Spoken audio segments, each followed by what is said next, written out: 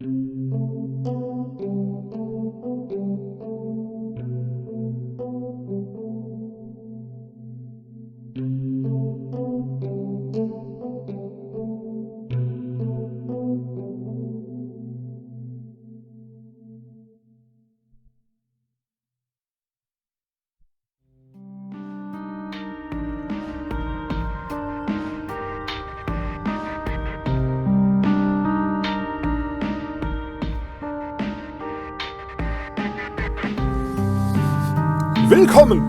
zu einem weiteren Versuch in Spielen, die sich Diversität und Sozialgerechtigkeitszeitgeist auf die Fahnen schreiben.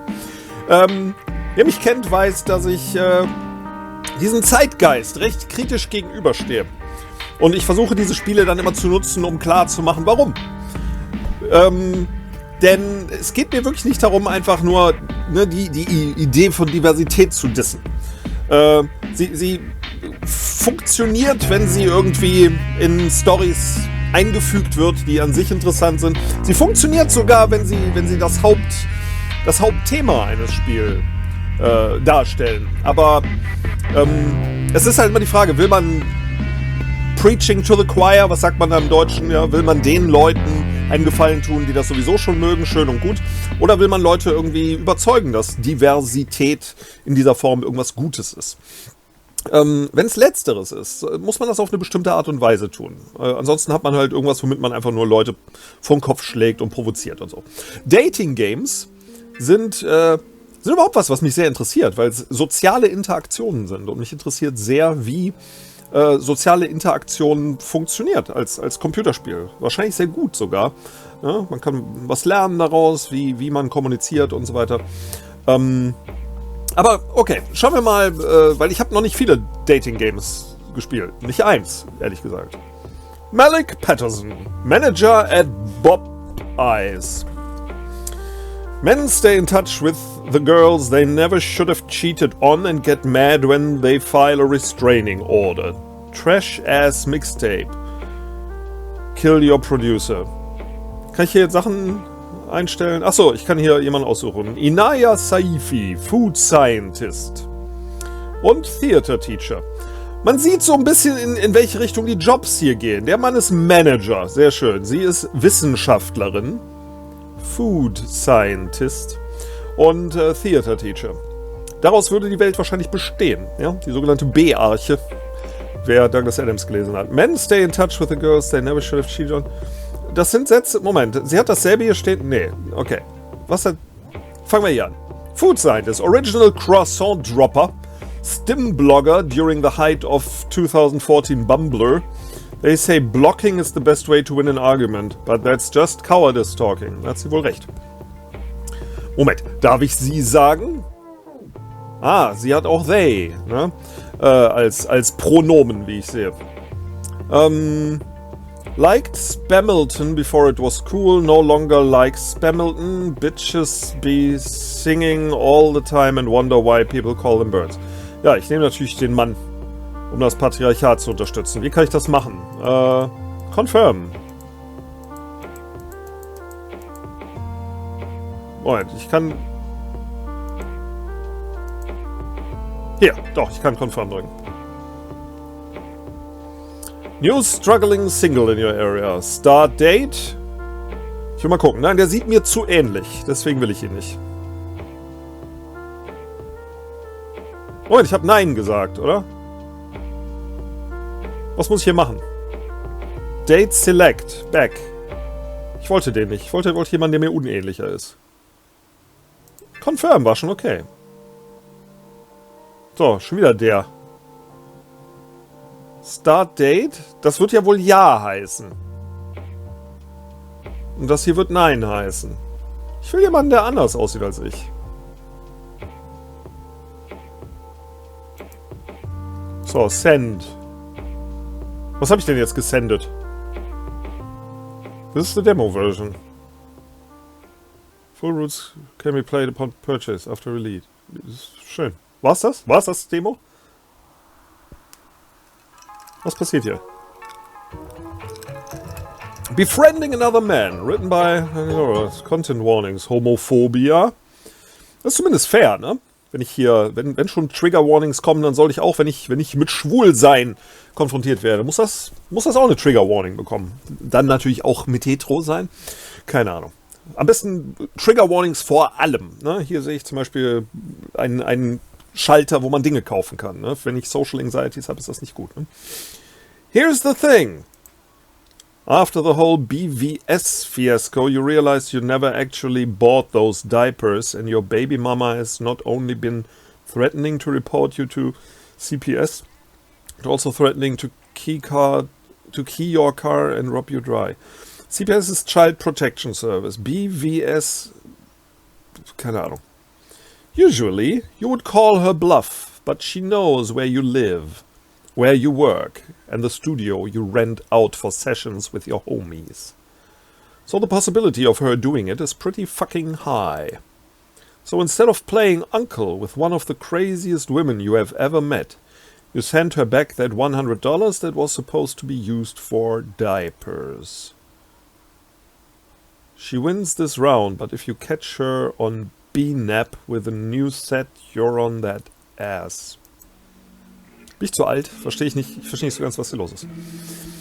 Hey, welcome to Popeyes. What can I get you today? Wie hätte ich den Mann eigentlich ablehnen können, wenn ich mal fragen darf? Gar nicht. This has to be a fucking joke, this fool.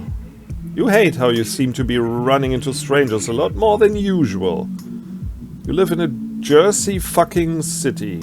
How hard is it to avoid people like him? Bin nicht sicher, wer jetzt denkt und wer spricht. Der hat kurz gewackelt, bevor er das gesagt hat. Das ist erst so.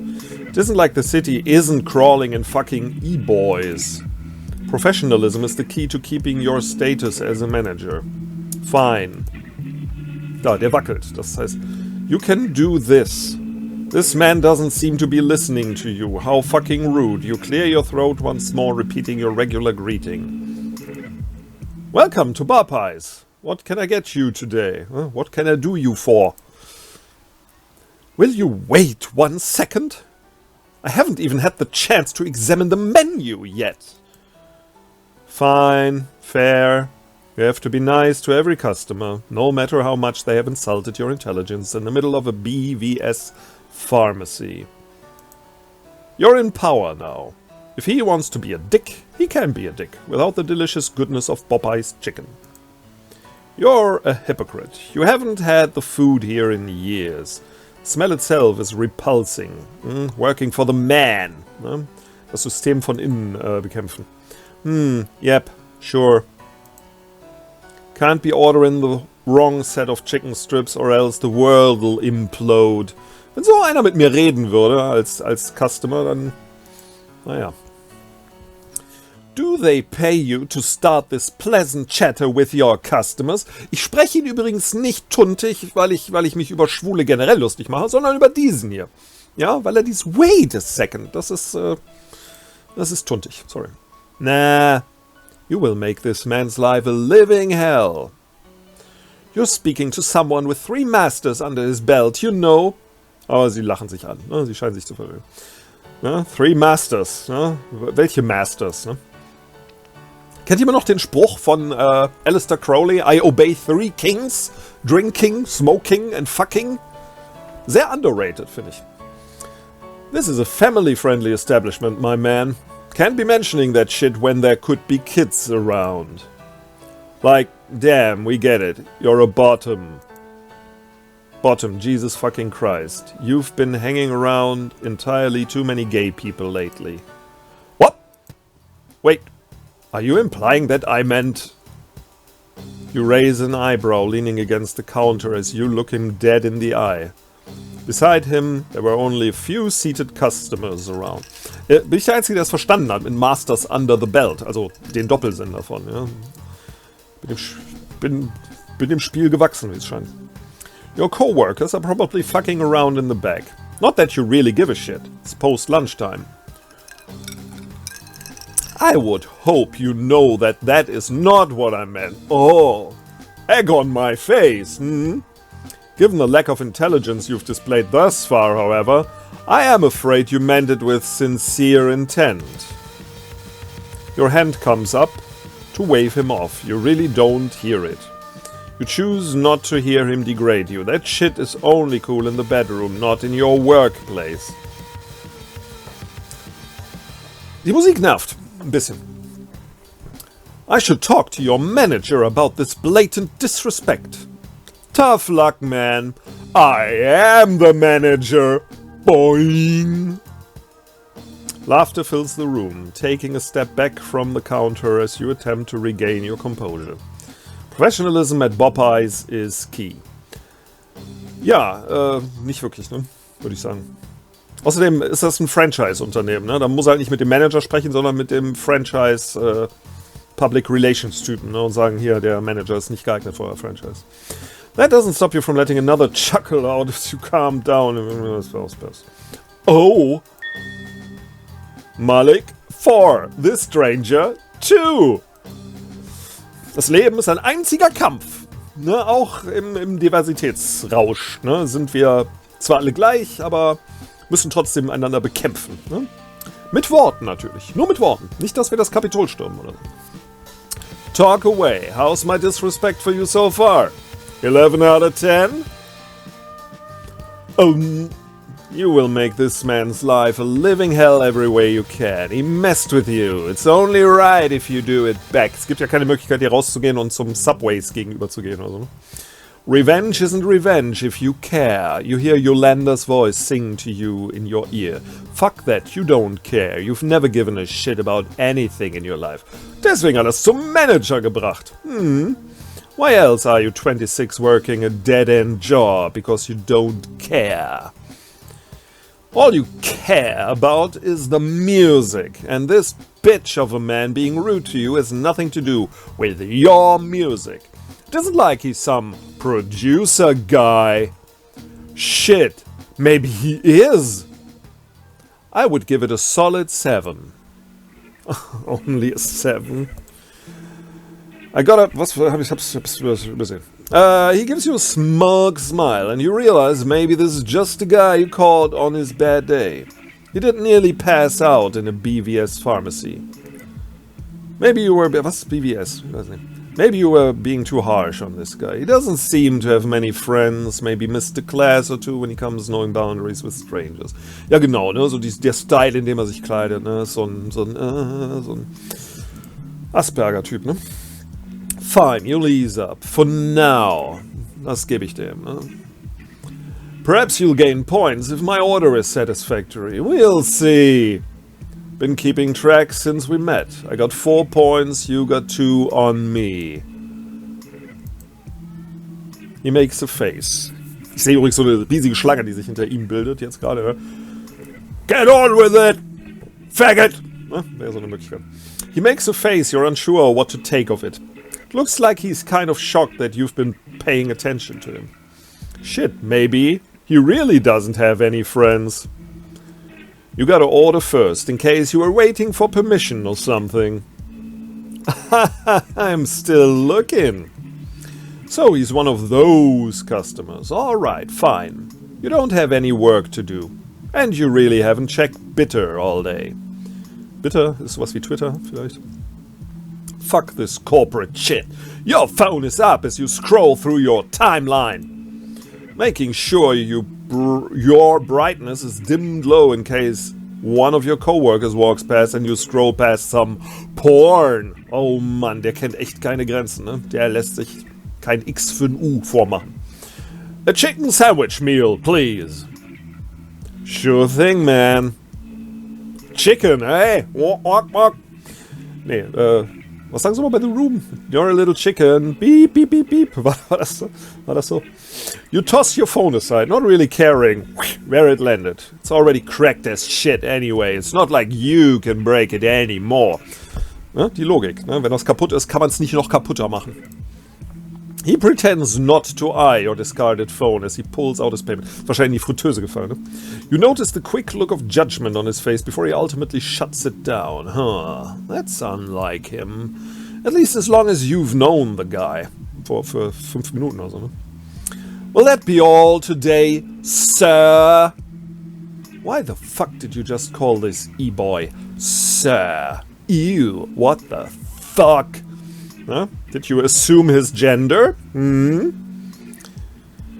gender müsste man eigentlich sagen, ne? Immer, ne? Sure, that is standard practice, but something in you feels different when you say it to him.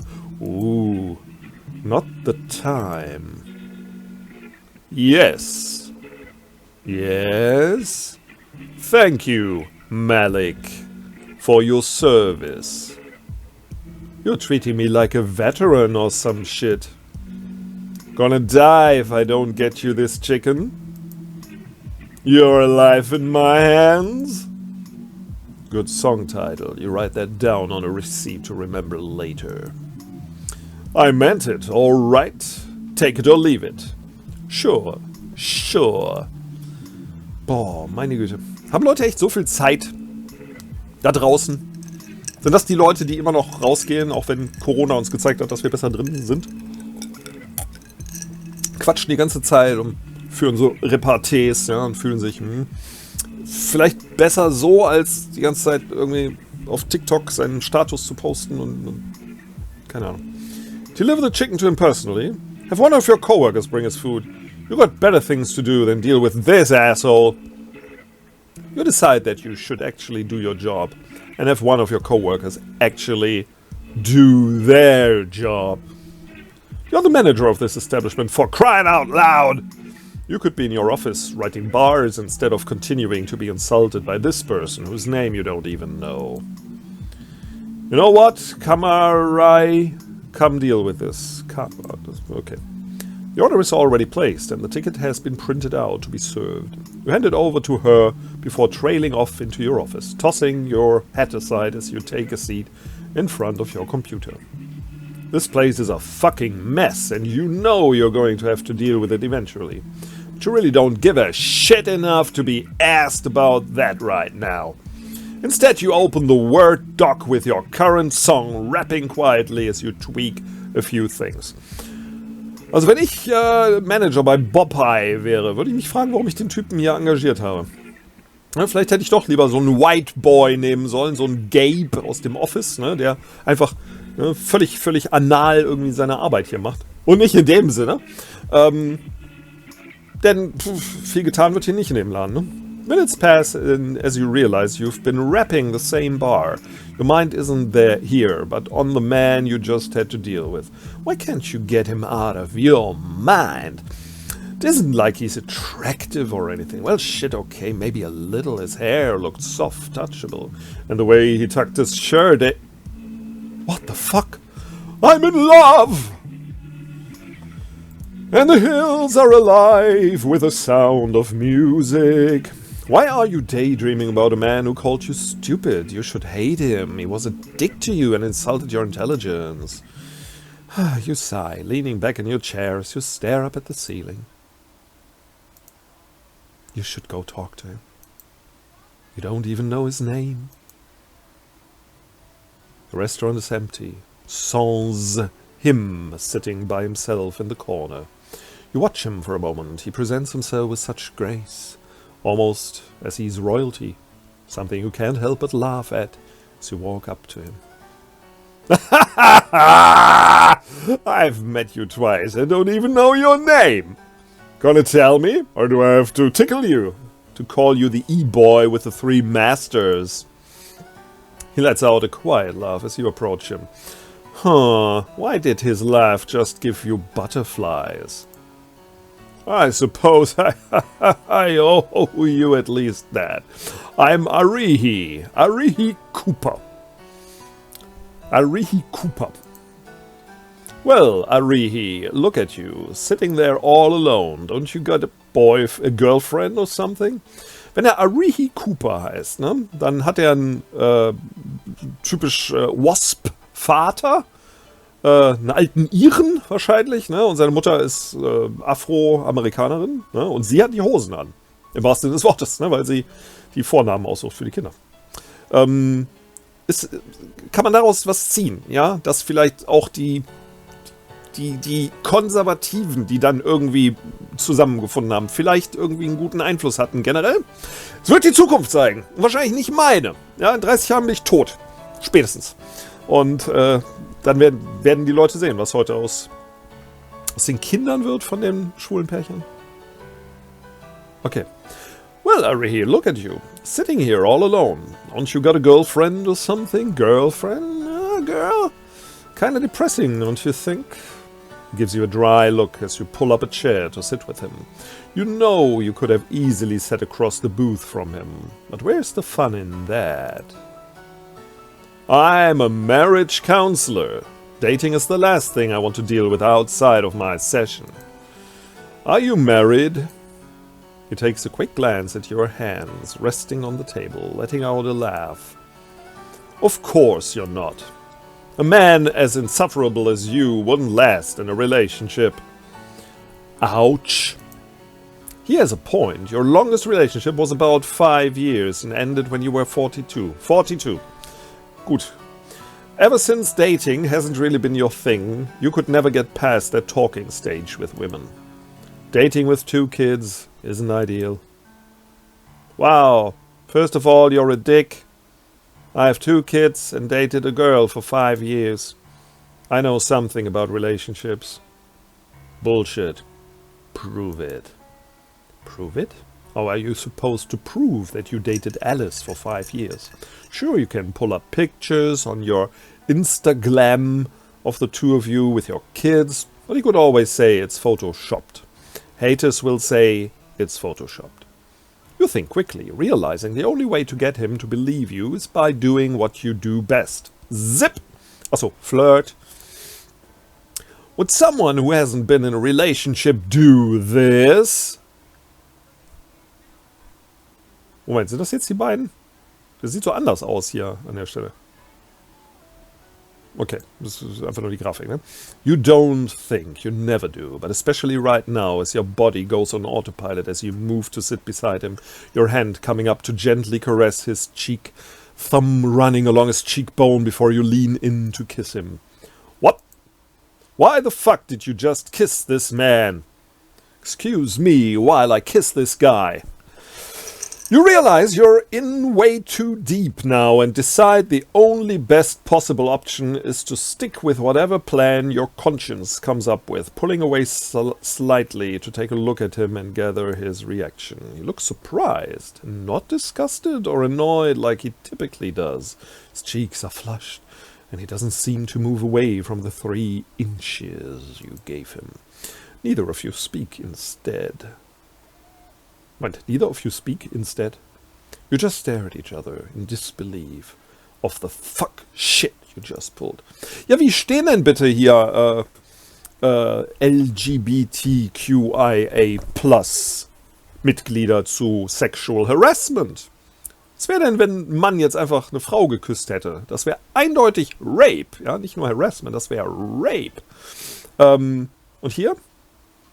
Ist das jetzt romantisch? Ist das okay in so einem Spiel?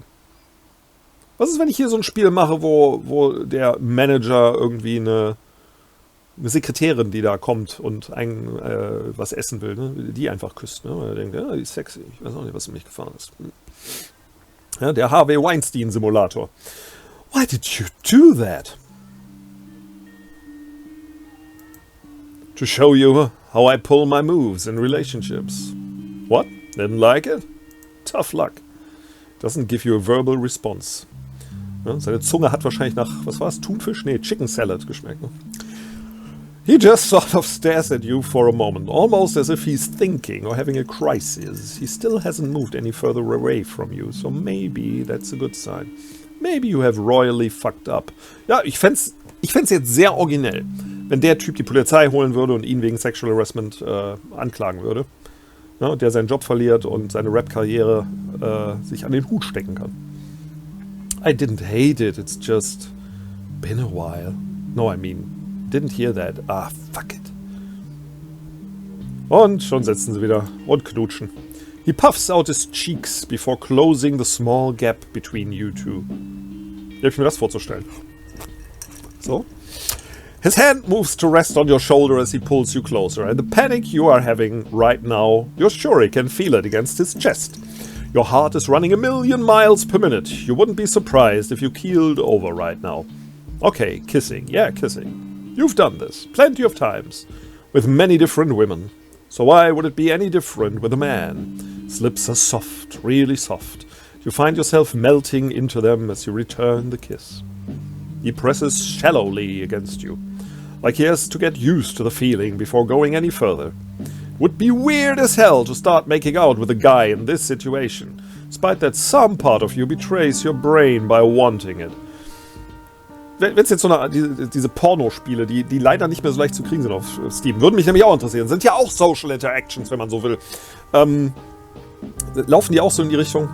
Und die würden natürlich jetzt so laufen, dass sie einfach hier in der Mitte des Restaurants es machen und alle applaudieren drumherum stehen. Ne? Kissing on the clock is probably against the Popeyes employee handbook, and kissing a customer would probably get you fired. But he seems into it. Maybe you won't complain to corporate. You don't pull away, you don't want to pull away. The adrenaline, the rush, kissing man for the first time seems to restart you, like you just slept for 16 hours after a bender. You feel like a new person. A door to a new world was just opened in front of you, and someone from the other side held it open with a welcoming arm. Das ist schön ausgedrückt. Doesn't seem to want to pull away either. His cheeks are no longer puffed up, but instead flushed red. You can't help but laugh as you force yourself to pull away. Your voice quiet as you speak. So, I suppose I can see you in a relationship. Told you. One thing about me. I never cap. Cap? Ich weiß noch nicht, was das heißt. You give him a look. He must be old. Or not online. Or both. Ugh, I kissed an old guy. Pah! Never mind. Enjoying your food? Made it fresh out for you. Jetzt habe ich gerade was im Auge gehabt, wo man manchmal hier urbane Legenden hört, ne, was Leute tun, wenn sie jemanden nicht mögen, hinter der Theke irgendwo, wenn sie das Essen zubereiten. What flattery indeed. It does taste better than when I get it from the drive-thru. You chat with him until you hear the sound of the bell ringing and 15 incoming students from the high school up the street. Jetzt verwandelt sich's wirklich in so ein Gay-Porn, oder? You and your coworker are the only ones in the store right now, and it probably wouldn't be fair to leave her by herself to deal with them. Shit, I gotta get back to work. So soon? Well, that is to say, I mean, I have to leave soon too. Can I get your number? What? Oh, der will meine Nummer haben? Warum? That's the last thing you would have expected from a man like him. First he insults your intelligence, then he insults your relationship skills, then he kisses you, and then he wants your number. At least he didn't insult your kissing. That really would have bruised the ego. You reach into your pocket, zip, to grab your phone before spotting the mixtape on the table beside his tray. You're glad he never threw it out. Maybe he was going to listen to it. Werden noch Tapes verteilt heutzutage? Mixtapes? You can't think too much about it right now. You have a register to run. Soon, it's on the back of the tape. Text me. We can hang later if you're free. I'm off at 6. You shoot him a wink before making your way to the register to start taking orders. Every few moments, you cast a glance towards his direction until he leaves. Once he does, you feel a buzz in your pocket. You'll get to it later. For now. You'll get to it later for now. You do your job. Das kommt mir vor, als wären manchmal die Kommas hier falsch gesetzt. You'll get to it later. For now, you do your job and daydream about seeing him later. Straight bros. Thank you for playing our demo. For more information and to keep up to date with Validate, visit Validate. Komme ich jetzt wieder ins Menü? Ja, tatsächlich. Ich weiß nicht, wie lange das jetzt war. Ich kann auch nicht sagen, dass es mir riesen Spaß macht, aber das liegt nicht daran, dass das Spiel... Das war eine nette kleine Geschichte. Okay, ich habe 2 Charaktere kennengelernt und wahrscheinlich ist das, was die Leute wollen, die solche Dating-Simulator wollen. Ja, das war jetzt nicht aufgesetzt oder so. Ja, ich habe nicht so ganz verstanden, warum er jetzt plötzlich dann schwul ist, wenn er vorher nur mit Frauen rumgemacht hat. Da hätte vielleicht eine Anspielung, wäre vielleicht hilfreich gewesen, ne? Oder habe ich die übersehen? Also als alte Hete, ne? Dass ich das nicht verstehe. Ist das so ein Klischee unter Schwulen, dass die meisten Männer, die schlechte Erfahrungen mit Frauen haben, eine Frau nach der anderen irgendwie, ne, Beziehungen haben und dann erst sehen, ich bin schwul, und dann, ne, dieses Bild von der Tür, die da geöffnet wird und jemand aufhält. Ist ein schönes Bild. Also. So, dann will ich natürlich noch jemanden ausprobieren.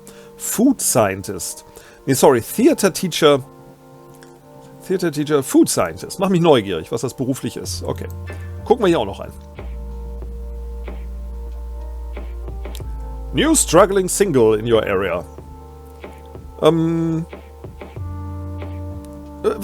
Genau wie eben, ne? Die sehen sich irgendwie sehr ähnlich, so vom Körperbau und so weiter. Oder würde jetzt jemand sagen, nein, sie ist irgendwie hier Butch und sie ist Classic, Traditional. Wahrscheinlich würden die Leute das sagen. Ich kann aber nicht nein sagen, ne? Ne, ich muss Yolanda, ja, ich muss mich mit ihr treffen. Hairstylist. Na gut. Kann eine Wissenschaftlerin mit einer Hairstylistin irgendwie koexistieren? Sind das nicht zwei verschiedene Welten, die da aufeinandertreffen? Food Scientist. Ja klar, ich meine, es gibt ja auch mal Leute, die Hauswirtschaft und so weiter dann weiterführen, ne? Von daher, keine Ahnung. Why the Dispute? Written by Rami Blackwood. Ist das so ein Ding, irgendwie, dass sie ethnische Vornamen und die typischsten britisch-irischen Nachnamen haben, die man sich vorstellen kann? So wie manche Hongkong-Chinesen, ne? Jackie Chan zum Beispiel.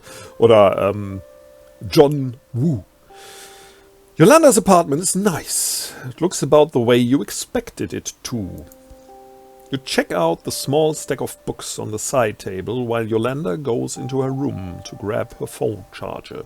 It's all poetry books. Alice Walker, June Jordan, Jupiter Hammond. Maya Angelou is the only one with a name you recognize, though you haven't actually ever read anything by her. She was just in the water through a lot of undergrad.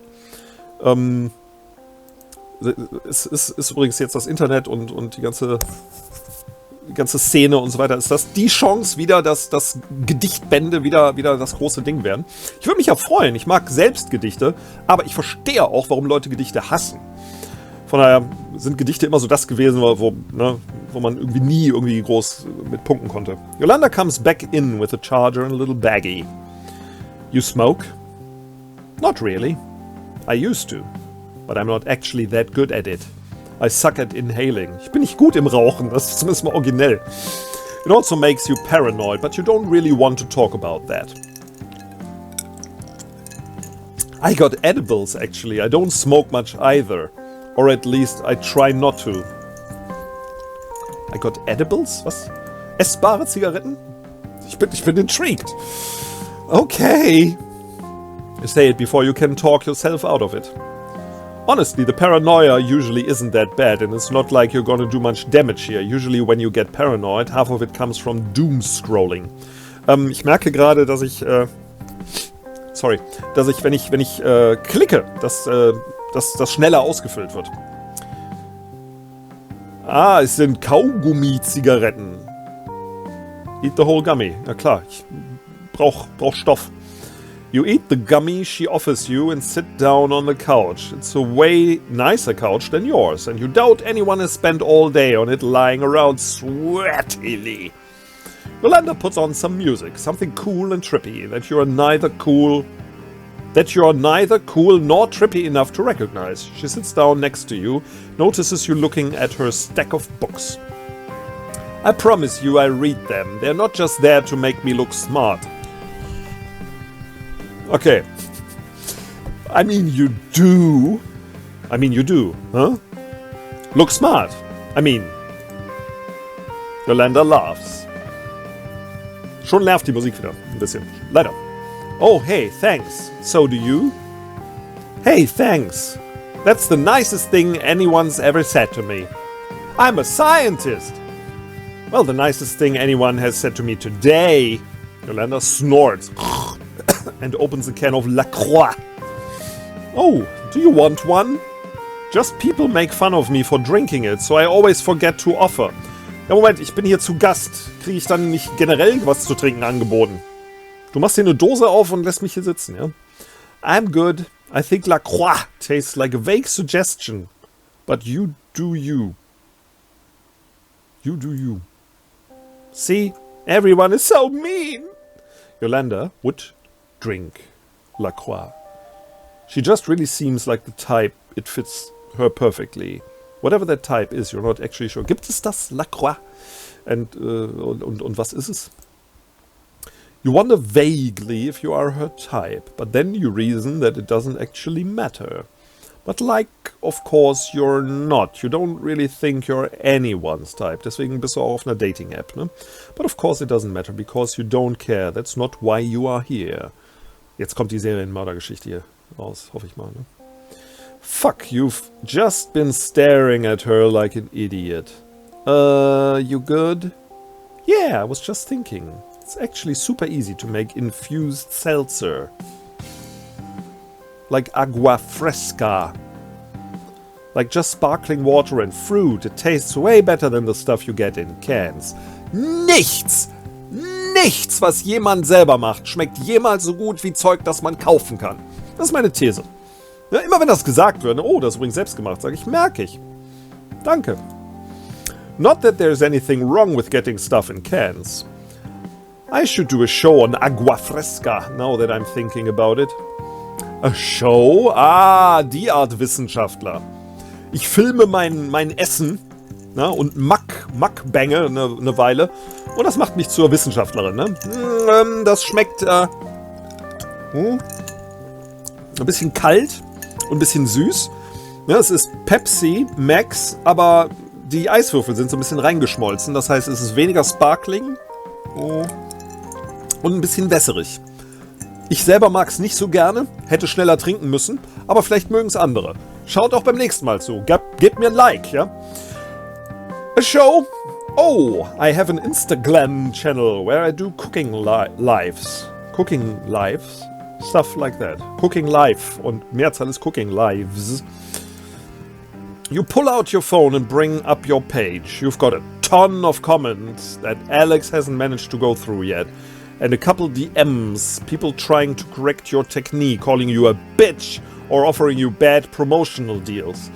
Ja, bestimmt so Männer, ne, die sie Bitch nennen. Woo!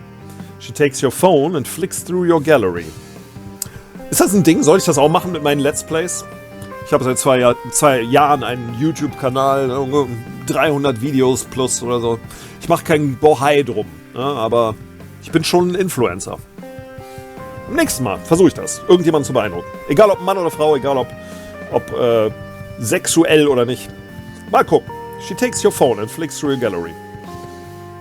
Meine Subscriber springen immer zwischen 144 und 145. Was ist da los? Steigt da immer jemand aus und wieder ein? Ist das immer derselbe Typ? Und wer ist es? Bitte in die Kommentare schreiben. Oh my god, you're that, Inaya. Alex has talked about you before. He works for you, doesn't he? Kind of, yeah. He just moderates for me. I'm not like his boss or anything. I don't know why I didn't think about it before. I guess it just think of you as Naya, because, you know. Ich sollte auch einen Moderator einschalten, ne, der meine Kommentare prüft. Naya's Noms. Yeah. The name is stupid. It was just a joke. I didn't expect it to turn into a whole brand. Jetzt kann ich mich nicht mehr lösen davon. I think it's cute. Yeah. That's why I don't like it. Yolanda tips her head to the side. Sie möchte nicht cute sein, ne? Sie will ernst genommen werden. Deswegen trägt sie eine Latzhose aus verwaschenem Stonewash-Jeans und hat Essen als Buttons hier dran. Und Butter. Ja? Ein Butter-Button. Dadurch wird man ernst genommen in der Welt da draußen. Yolanda tips her head to the side, looking at you. You don't like being cute. Warum hat sie einen Fisch auf dem Kopf? Fällt mir gerade auf. You shrug. Achso, sie hat hier Fische, da hat sie Fische und hier hat sie Fische. Sie mag Fische. I mean, baby chickens are cute, like dogs with bows in their hair are cute. Dogs sind cute generell. Sie werden nicht dadurch cuter, dass man ihnen irgendwelche Ribbons ins Haar macht, okay? 6-foot-tall Pakistani girls are not cute. Ah, sie sah zu weiß aus, muss ich auch sagen, ne? Gut, dass jetzt gesagt wird, dass sie aus Pakistan kommt. Gott sei Dank. Ich dachte schon, sie wäre nicht divers genug. Sorry, I wasn't trying to, like, fish for compliments or anything. It just came out way too honest there. No, it's okay. Sorry if I said something to upset you. No, you didn't. It's just... Jetzt heulen sie beide, fallen sich in die Arme. I don't know. I've had a weird day. Yolanda tips her head to the side to show that she's listening. Sie lacht sich kaputt gerade, ne? I mean, it's actually not been a weird day. It's been a totally normal day. I was stressed out at work. Then I went out and hung out with a friend at a social event. That's a normal thing to do, but it's kind of unusual for me. You know, social things and stuff. I don't get out much, and I definitely don't go to poetry readings. 'Cause they're cringe. You wins. Ich ignoriere es, ne? Ich mache natürlich hier die Dinge, die nicht naheliegend sind. Ne? Normalerweise muss man alles dafür tun, dass andere sich wohlfühlen. You just pretend that you didn't hear her say that. She's polite enough not to insist that you explain yourself. It's cool. I'm just teasing. I know poetry isn't everybody's thing. And it's true, a lot of amateur stuff is really fucking bad. Natürlich nicht mein amateur stuff, aber das von vielen anderen. I worry that my stuff is bad all the time. That's why I work so hard on it. It's my full-time job. What, are you kidding? You're fantastic! I mean, I know I just said that I don't know anything about poetry, but even I can tell that. Na, sogar mir als Volltrottel gefällt deine Poesie. Die muss doch gut sein. Right, I know that I'm good, but I also worry that I just think I am. Lass mich das mal sagen, ja? Als jemand, der selbst Geschichten und Gedichte geschrieben hat in seiner Jugend. Irgendwann ist man überzeugt davon, dass es richtig, richtig gut ist. Dann kommt die Zeit, wo man einsieht, nee, so richtig, richtig gut ist es nicht. Und dann fängt man an, irgendwie es einfach zur Seite zu schieben und zu vergessen. Und irgendwann, 20 Jahre später, entdeckt man es wieder. Und dann kann man vielleicht entscheiden, ob es gut ist oder nicht. Also, momentan sagt das noch gar nichts. Ne? Überlasst das deinen Lesern. Wie wäre es damit? Ja? Schickt es raus, wenn ihr was schreibt und so. Ne? Veröffentlicht es und guckt, was kommt. Ja? Und wenn was Interessanteres kommt als, oh, toll. Ja, wenn was Interessanteres kommt. Man müsste eigentlich so ähnlich wie bei YouTube-Videos, müsste man sehen, ob das wirklich komplett durchgelesen wird. Ich weiß nicht, wie man das technisch machen kann, ja? Oder wie lange jemand damit verbracht hat oder wie viele Gedichte er so weitergeklickt hat. Weil nur weil jemand unter ein Gedicht schreibt, oh, prima, hat mich total berührt, finde ich toll, wie du dich ausdrücken kannst, sagt das noch nicht. Aber wenn jemand eine halbe Stunde damit verbracht hat, durch verschiedene Gedichte zu klicken, und wenn er 2 Tage später nochmal zurückgekommen ist und sich ein Gedicht angeguckt hat, ist das ein gutes Zeichen.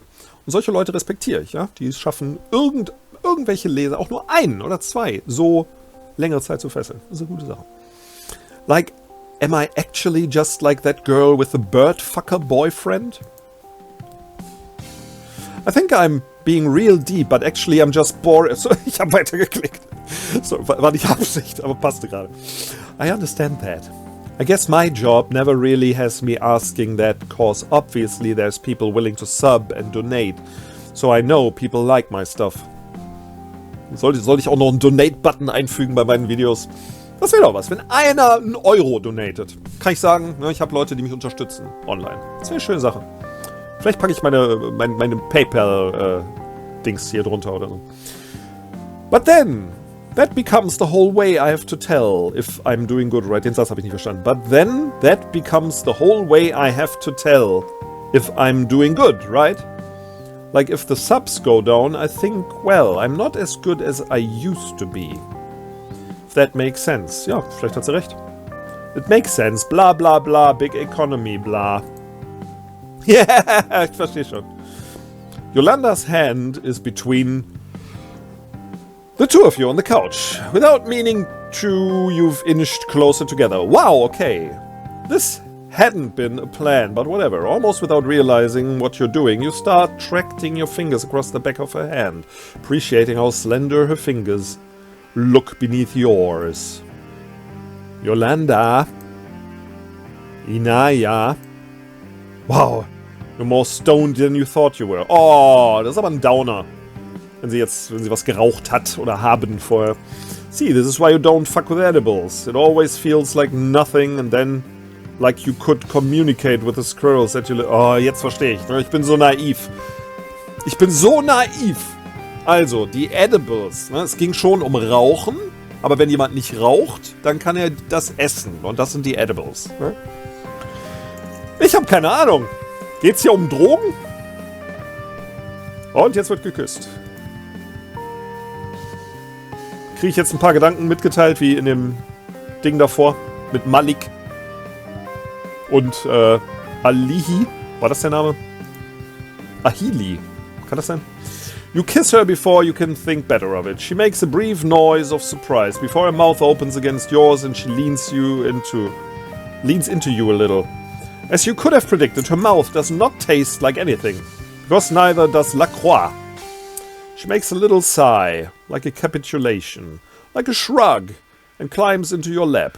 Her hands rest on your shoulders almost politely. You try to remember why you started to kiss her, why you'd even pushed the car down this fucking hill when you have no idea where it's going to go.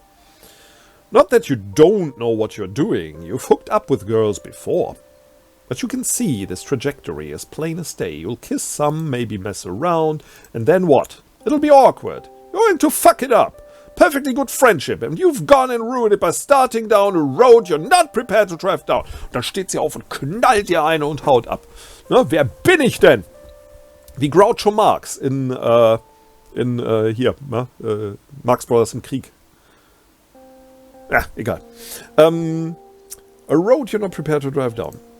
Fuck! Why do you always do this? Why can't you just have casual sex like a normal fucking person?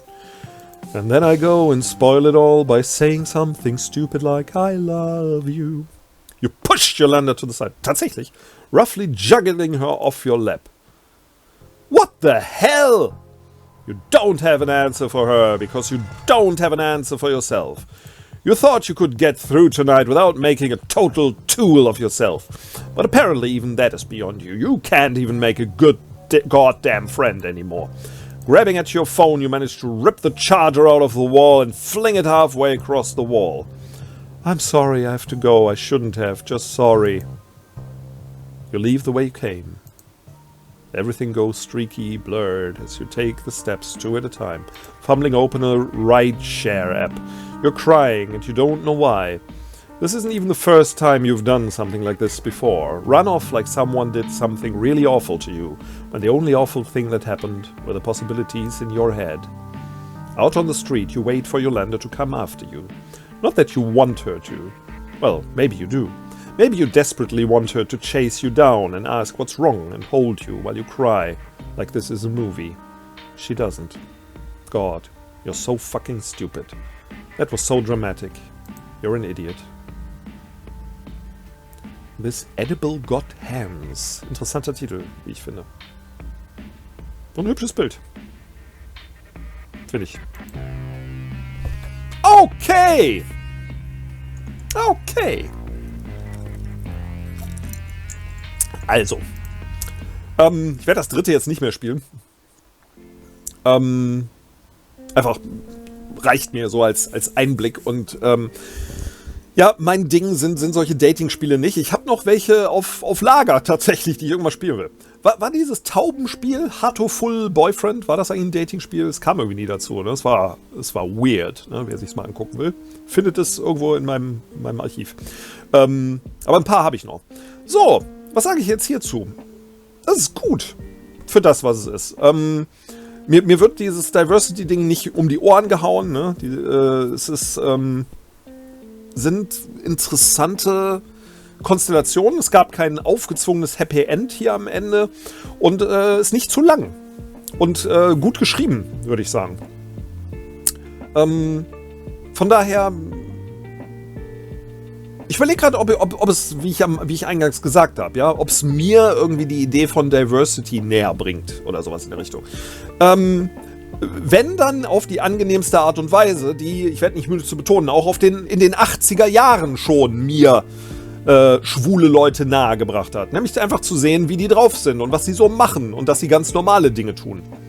Ich habe letztens noch mit jemandem darüber geredet. Ja? Das Problem mit Pride Parades heutzutage ist, in den 70ern, ne, als Kind, als ich das irgendwie gesehen habe, da war das halt weird, irgendwie Männer miteinander zu sehen und zu wissen, aber die haben halt nicht viel gemacht. Und dann im Zuge der 80er oder was weiß ich, immer wenn man es gesehen hat, ja, die haben halt entweder coole Sachen gemacht, sahen ganz normal aus, wie, der ist schwul, das wusste ich ja gar nicht. Ne? Oder sie standen auf der Bühne, ne, und haben coole Dinge gemacht. Und John Waters Filme haben mich sehr, sehr beeindruckt und tun es bis heute.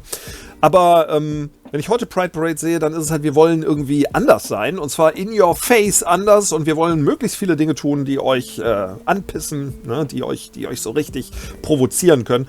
Und da sehe ich den Sinn nicht drin. Dieses Spiel hier ist sehr angenehm, weil ich jetzt Beziehungen gesehen habe, die mir irgendwas gesagt haben. Ne? Traurige Geschichte hier mit Yolanda. Ne? Also dieses sich selbst im Weg stehen. Ne? Darüber hat es mir auch was beigebracht vielleicht, ne? Wie man sich selbst im Weg stehen kann. Und da ist es ja egal, ob das eine Männer- oder Frauensache ist. Ne? So viel übrigens zum Thema auch der Identifikationsmöglichkeit. Ich kann mich hier drin wiederfinden, ich kann mich mit denen leicht identifizieren. Ich verstehe nur nicht, warum es so einen Unterschied macht, dass halt Leute sich nicht auch mit Hetero-Stories identifizieren können. Es gibt eine Menge Rom-Coms, ne, die von Schwulen geguckt wurden schon immer. Ne? Und ob man sich jetzt mit Audrey Hepburn oder mit Doris Day vergleicht, kann. Ja, aber man sieht anders aus, hat eine andere Hautfarbe, ist zu fett oder so. Ich glaube nicht, dass das ein Riesenthema ist. Also, kurz gesagt, absolut gutes Spiel. Ne? Empfehlenswert für Leute, die Dating Simulator mögen, würde ich sagen. Bis dann.